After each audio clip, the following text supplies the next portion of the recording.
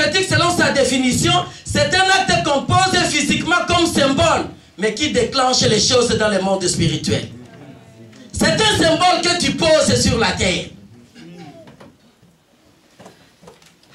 Aujourd'hui, comme j'enseigne, je vais toucher tous les deux côtés. Je commence par le monde de la sorcellerie. Si un sorcier, parce que dans les temps anciens, la sorcellerie respectait les normes. Alléluia. Et une bonne famille africaine qui se respecte doit avoir un sorcier. Une bonne famille africaine qui se respecte doit avoir un sorcier. Or, les sorciers des temps anciens, suffisait seulement qu'ils prennent le fil de ton habit, ils amènent ça, ils parlent sur ce fil, le fil de l'habit va lui donner le nom de la personne. Parce que dès le départ, je vous dis que tout corps parle. Comme mon habit ici, parle. La chaise là où tu es assis, parle. C'est pourquoi dans les temps anciens, il y a les blancs qui allaient chercher nos statuettes au Congo. Il suffit seulement de mettre ça dans le carbone et ça commence à parler. La date de fabrication, c'est qu'il faisait. C'est un corps qui parle. Et quand le sorcier prend le fil, il pose la question, le fil lui donne le nom de la personne. Il appelle cette personne par son nom. Cette personne, son esprit va entendre. Et il va appeler l'esprit de la personne. L'esprit de la personne va se manifester soit sur l'autel de ces sorciers ou sur l'écran de ces sorciers. Si le sorcier cherche maintenant à te bloquer, à partir de là, il te bloque très bien. S'il cherche à te tuer, il te tue. Parce que tu es sur son autel. L'autel, c'est quoi selon sa définition? L'autel, c'est un endroit réservé pour faire des sacrifices. L'autel peut être satanique ou l'autel peut être divin. Amen. Amen. Comme je touche l'autel, souvenez-vous de l'histoire de Jacob. Un jour, quand il est rentré de son voyage, il est arrivé à un endroit où il a pris une pierre, il a mis ça comme son chevet de lit. Et la nuit, quel rêve va-t-il faire? Les anges montaient. La Bible ne dit pas que les anges descendaient, non. La Bible commence par les anges montaient et descendaient. Et Jacob dira, c'est ici la fenêtre du ciel. Parce que là-bas, le Dieu des armées lui avait dit, cet endroit m'appartient. Et Jacob dira, bon, ici c'est la porte, la fenêtre du ciel. Comment je peux voir la gloire de Dieu en ce lieu? Alors si réellement c'est toi, laisse que j'érige encore un hôtel ici, et ma dîme, je viendrai te la donner ici. Parce qu'il y a un endroit où on donne la dîme. Laisse-moi vous dire, bien-aimés, vous tous, vous devez avoir des hôtels dans vos maisons. Parce qu'à l'église, on ne se connaît pas. Il y a d'autres gens qui viennent pour bloquer l'argent des autres en donnant les offrandes de dîmes. Parce qu'on ne se connaît pas. Pose la question à ton voisin. Voisin, est-ce que tu me connais? Mais lorsque tu as pris ta dîme avant d'amener ça à l'église, tu l'as présenté à ton hôtel, tu ne donnes pas à une personne, tu ne donnes pas au pasteur.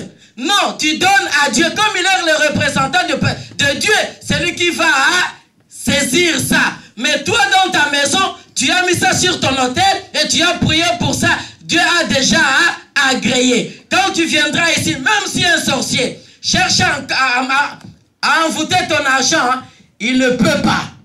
Parce que depuis la maison, tu as présenté ça sur l'autel. Amen. Amen. Alléluia. Amen. Maintenant, lorsque Jacob a dit cela, il s'est réveillé et il est parti. Vous savez pourquoi Jacob avait fait un tel rêve? Lorsque nous sommes entrés dans l'étude de la Bible, nous avions trouvé que lorsqu'Abraham quittait son pays, il était à la recherche comment parler avec Dieu à Canaan. Quand Dieu ne lui parlait pas, il était descendu à cet endroit, il a prié et Dieu lui a parlé. Abraham a érigé un hôtel à cet endroit. Abraham était parti, Abraham était mort, mais cet endroit savait qu'il devrait toujours adorer le Seigneur. Quand Jacob est venu là passer la nuit là-bas, il ne devrait que voir un bon rêve. Imaginez maintenant que si c'était un sorcier qui avait érigé un hôtel là-bas pour le diable, il allait voir quelle sorte de rêve. Soit on est en train de le poursuivre, on est en train de l'étrangler. Alléluia. Alléluia. C'est pourquoi, lorsque maintenant, Jacob va rencontrer une autre personne. Oh, Yokondoroboseke. Il voit la personne qui passait. Jacob sent son odeur. Il dit, ça c'est l'odeur que j'avais sentie lorsque j'étais en rêve. Il s'approche.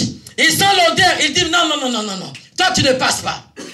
Tu ne passes pas, tu dois me bénir. Parce que Jacob connaissait déjà son odeur. Tu dois me bénir. Le monsieur lui dit, laisse-moi passer. Il lui dit, non, tu ne passes pas. La guerre a commencé. Lorsqu'il a brisé les hanches de Jacob, le matin, le monsieur lui dit, tu es plus que vainqueur. Parce que tu as lutté avec Dieu. Amen. Amen. C'est parce que Jacob avait déjà l'odeur. Est-ce que tu peux dire à ton voisin, mon frère, ça commence bien. Dieu est au contrôle de toutes les choses.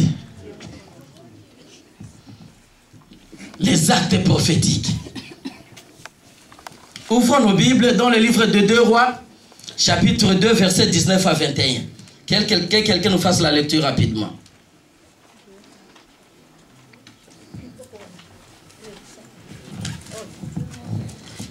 2 Rois chapitre 2, versets 19 à 21.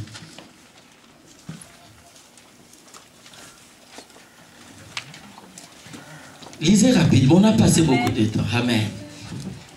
Les gens de la ville dirent à Élisée, Ouais.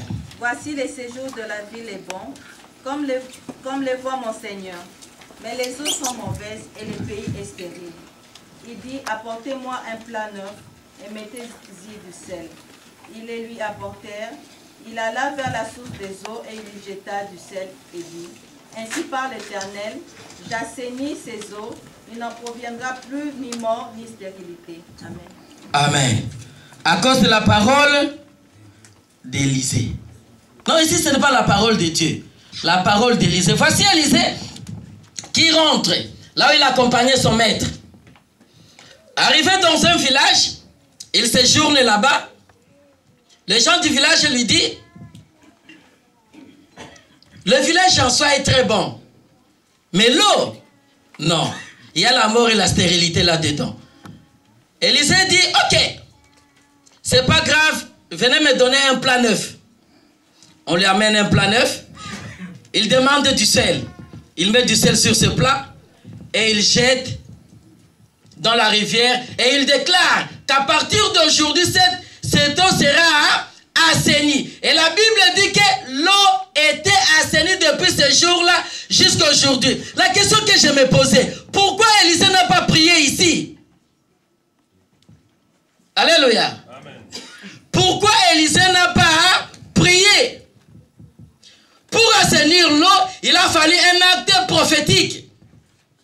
Et tout acte prophétique est suivi toujours d'une déclaration. Bien aimé, laisse-moi vous dire que Dieu cherche toujours à nous enseigner à ce qui concerne les actes prophétiques, mais les gens sont restés toujours des ignorants de ce côté-là. Les actes prophétiques. Peut-être que vous allez me dire, mais Bishop, ça c'est l'Ancien Testament.